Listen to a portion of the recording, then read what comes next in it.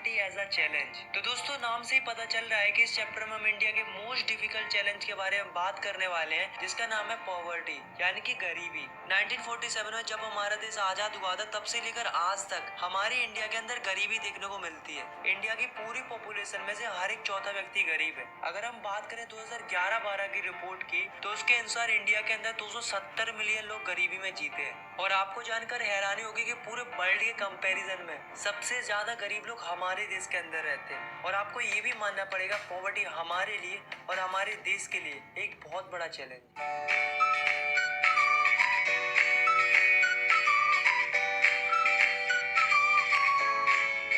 तो सबसे पहले हम बात करते हैं पॉवर्टी की। तो पॉवर्टी की सिंपल सी डेफिनेशन होती है, that is poverty is a situation in which person does not able to fulfil their basic needs. मतलब कोई इंसान अगर अपनी बेसिक जरूरतों को ही पूरा नहीं कर पा रहा है तो हम कहेंगे कि वो गरीबी में जी रहा है। फॉर एग्जाम्पल कोई व्यक्ति है जिसके पास खाने के लिए फूड नहीं है, रहने के लिए घर नहीं है, उसके पास पहनने के लिए कपड़े नहीं है, उसके पास पीने के लिए साफ पानी नहीं है, मतलब जो ये सारी बेसिक चीजें होती है उन्हें अफोर्ड नहीं कर पा रहा है, तो उसे हम पुअर कंसीडर करेंगे। पर एग्जैक्टली हमें पता कैसे चलेगा कि कौन गरीब है और कौन गरीब नहीं है? तो इसके लिए हमारी गवर्नमेंट ने एक सिस्टम सेट करके रखा है, या फिर हम कह सकते हैं क्राइटेरिया सेट करके रखा है, that is called poverty line. Hindi में इसका मतलब होता है गरीबी रेखा। अगर हम इसकी डेफिनेशन की बात करें तो poverty line is a method to determine poverty on the basis of their income and consumption level. मतलब हम लोगों की इनकम और उनके कंजप्शन लेवल के बेसिस पर पता कर सकते हैं कि वो गरीब है या नहीं है। अब कैसे पता करेंगे? देखो,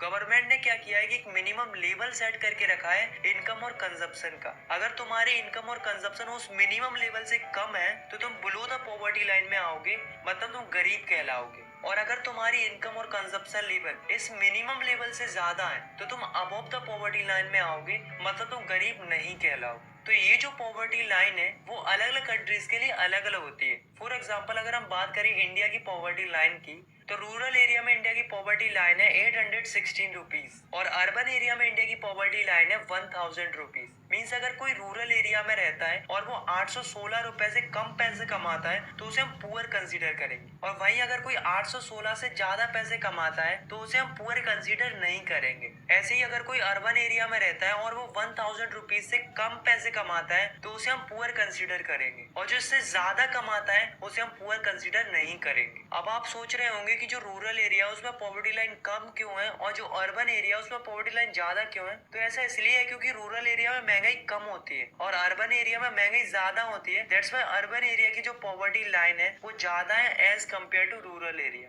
हमारे देश के अंदर हर 5 सालों में एक सर्वे होता है पॉवर्टी को एस्टिमेट करने के लिए, और इसे कंडक्ट करती है एनएसएसओ यानी कि नेशनल सैंपल सर्वे ऑर्गेनाइजेशन। अब दोस्तों जो अमेरिका है उसमें पॉवर्टी लाइन का सिस्टम कुछ अलग है। अमेरिका में क्या होता है कि जिसके पास कार नहीं होती है उसे गरीब माना जाता है, मतलब वहाँ पर कार होना एक नेसेसिटी है, और हमारे इंडिया में कार एक लग्जरी जैसी होती है। अब हम बात करने वाले मिनिमम फूड रिक्वायरमेंट की, मतलब एक इंसान को कितने फूड की रिक्वायरमेंट होती है पूरे दिन के अंदर, इसे हम कैलोरीज में कैलकुलेट करते हैं। तो अगर हम बात करें रूरल एरिया की तो एक नॉर्मल इंसान को 2400 कैलोरीज चाहिए होती है पूरे दिन के अंदर, और अगर हम बात करें अर्बन एरिया की तो एक नॉर्मल इंसान को 2100 कैलोरीज चाहिए होती है पूरे दिन भर के अंदर। अब रूरल एरिया के लोगों को कैलोरीज ज्यादा इसलिए चाहिए होती है क्योंकि उनको ज्यादा काम करना पड़ता है as compare to urban area. अब दोस्तों आप इस डाटा को देखो, इससे हमें क्या पता चलता है कि 1993-94 में 45% लोग गरीब थे इंडिया के अंदर। 2004 और 5 तक 37.2% लोग गरीब बचे थे इंडिया के अंदर, और 2011-12 तक आते आते 22% लोग गरीब बचे थे इंडिया के अंदर।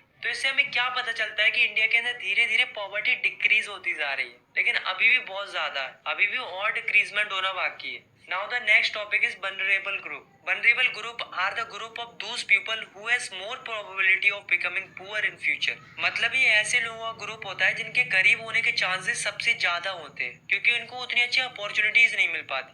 हमारी कंट्री डेवलप तो हो रही है लेकिन उस डेवलपमेंट का फायदा इन लोगों को नहीं मिल पाता है। Interstate disparity. अब दोस्तों हमारे इंडिया के अंदर अलग अलग स्टेट्स हैं और उनकी इकोनॉमिकल कंडीशन अलग अलग है। हमारे देश के अंदर कुछ स्टेट्स ऐसे हैं जहाँ पर काफी ज्यादा गरीबी देखने को मिलती है, जैसे कि बिहार और उड़ीसा। पर कुछ स्टेट्स ऐसे भी है जहाँ पर काफी ज्यादा रिडक्शन हुआ है पॉवर्टी के अंदर, जैसे कि केरला, आंध्र प्रदेश, तमिलनाडु, गुजरात, वेस्ट बंगाल, महाराष्ट्र, पंजाब, हरियाणा। तो इन स्टेट्स में काफी ज्यादा रिडक्शन हुआ है पॉवर्टी के अंदर। पर अब सवाल ये उठता है कि इन स्टेट्स में ऐसा क्या हुआ कि वहां पर पॉवर्टी इतनी कम हो गई। जैसे कि पंजाब और हरियाणा में गरीबी इसलिए कम हो गई क्योंकि उन्होंने ग्रीन रेवोल्यूशन को अच्छे से इम्प्लीमेंट किया, जिससे उनकी एग्रीकल्चर प्रोडक्शन बढ़ने लगी। सेकंड, केरला में गरीबी इसलिए डिक्लाइन हुई क्योंकि उन्होंने ह्यूमन रिसोर्स पे काम किया और काफी ज्यादा इन्वेस्टमेंट किया एजुकेशन के ऊपर। थर्ड, वेस्ट बंगाल में क्या किया कि लैंड रिफॉर्म को अच्छे से इम्प्लीमेंट किया।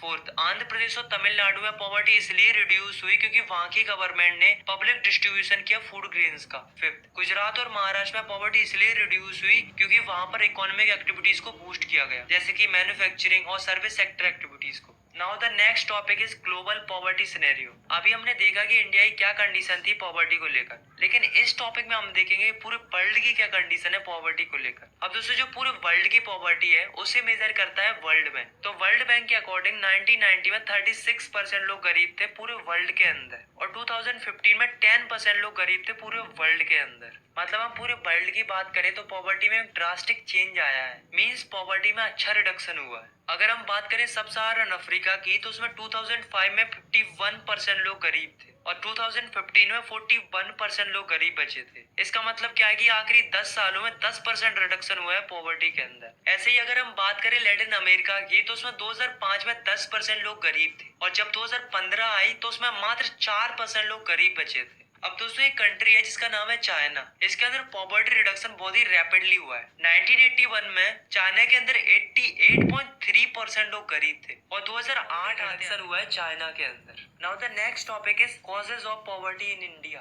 तो दोस्तों, आपको तो पता ही कि हमारी कंट्री पहले अंग्रेजों की गुलाम थी और उनकी बुरी बुरी पॉलिसीज की वजह से हमारी कंट्री का इकोनॉमिकल डेवलपमेंट अच्छे से नहीं हो पाया। सेकंड रीजन है unequal distribution of resources and land. मतलब हमारी इंडिया में क्या होता है कि कुछ लोगों के पास भर भर के जमीन होती है और कुछ लोगों के पास तो कुछ भी नहीं होता है, जिससे क्या होता है कि जो अमीर लोग होते हैं वो और अमीर होते जाते हैं और जो गरीब होते हैं वो और गरीब होते जाते हैं। थर्ड रीजन है कि हमारी कंट्री के अंदर कई सारी पॉलिसीज आई पर वो अच्छे से इम्प्लीमेंट नहीं हो पाई। फोर्थ रीजन है हमारी कंट्री के अंदर पॉपुलेशन बढ़ती जा रही है लेकिन लोगों को उस हिसाब से जॉब अपॉर्चुनिटीज नहीं मिल पा रही, जिससे अनएम्प्लॉयमेंट काफी इंक्रीज हो रहा है। फिफ्थ रीजन है कि जो स्मॉल फार्मर्स होते हैं वो बिग फार्मर्स से लोन ले लेते हैं फिर उसे चुका नहीं पाते हैं। तो दोस्तों, ये कुछ मेजर रीजंस हैं जिनकी वजह से हमारी कंट्री के अंदर पॉवर्टी है। अब दोस्तों, हमारे चैप्टर का लास्ट टॉपिक आता है जो कि है एंटी पॉवर्टी मेजर। मतलब हमारी गवर्नमेंट कौन कौन सी स्ट्रेटेजीज पर काम कर रही है पॉवर्टी को हटाने के लिए। तो फर्स्ट स्ट्रेटेजी है प्रमोशन ऑफ इकोनॉमिक ग्रोथ। अब यार आप खुद ही सोचो, अगर हमारी कंट्री की इकोनॉमिकल ग्रोथ होगी और अगर रोजगार मिलेगा तो लोगों के पास पैसा आएगा, और अगर लोगों के पास पैसा आएगा तो वे अपने बच्चों को अच्छी एजुकेशन देंगे, उन पे अच्छा इन्वेस्टमेंट करेंगे,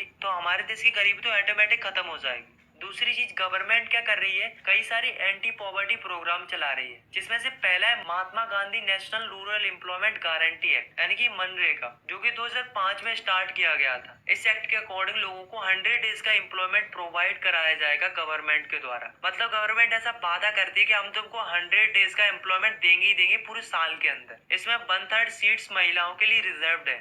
सेकेंड है प्राइम मिनिस्टर रोजगार योजना, जो कि 1993 में स्टार्ट की गई थी। इस योजना के तहत गवर्नमेंट हेल्प करेगी गांव के पढ़े लिखे लोगों की, जिससे वे अपना खुद का बिजनेस स्टार्ट कर सके। थर्ड है स्वर्ण जयंती ग्राम स्वरोजगार योजना, जो कि 1999 में स्टार्ट की गई थी। इस योजना का एम था कि जो लोग पॉवर्टी लाइन से नीचे आते हैं उन्हें ऊपर लाया जाए by giving subsidy and chief loan. तो दोस्तों, हमारी गवर्नमेंट है वो काफी ज्यादा प्रयास कर रही है पॉवर्टी को खत्म कराने के लिए। और एक बात तो हम सभी लोग जानते ही हैं कि पॉवर्टी हमारे लिए और हमारे देश के लिए, इनफैक्ट पूरे वर्ल्ड के लिए बहुत बड़ा चैलेंज है, और इतने बड़े चैलेंज को खत्म होने में टाइम तो लगेगा ही, बट मैं तो यही चाहूंगा कि पॉवर्टी जल्दी से जल्दी खत्म हो जाए। आई होप आपको ये वीडियो पसंद आई होगी। अगर आपको ये वीडियो पसंद आई तो आप इस वीडियो को लाइक कर सकते हो और चाहो तो आप इस चैनल को सब्सक्राइब भी कर सकते हो ऐसी क्लास 9 की और भी वीडियोस देखने के लिए। Thanks for watching, take care, bye bye.